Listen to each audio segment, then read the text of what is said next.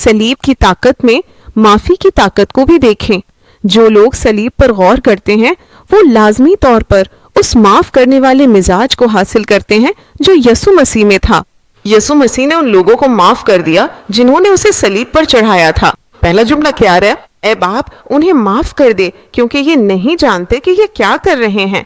जरा सोचें, उसने कितनी बड़ी माफी दी। उन्होंने उसे मारा, उसकी पीठ को चीर दिया, उसके सर पर कांटों का ताज रखा, उसके हाथों और पैरों को मजबूत कीलों से सलीब पर जड़ दिया, उसकी पसली ने बर्छी मारी और उसका सारा खून बहा दिया। वो सलीब पर लटकते हुए भी ना कोई बुरी बात कही, ना कोई ताना दिया, ना दुश्मनों से नफरत की, ना किसी को बद्दुआ दी। ऐसा कुछ भी हमने नहीं देखा। यही असल ताकत है। ऐसी ताकत खुदा उन लोगों को भी अता करता है जो उस पर ईमान रखते हैं। खुदा का शुक्र है। जब मैं सलीब पर गौर करता हूँ, जब मैं अपने रब यसु की तरफ देखता हूँ, जब मैं सलीब पर लटके हुए यसु को देखता और उस पर गौर करता हूँ, तो मुझे एक नई ताकत, नया हौसला मिलता है।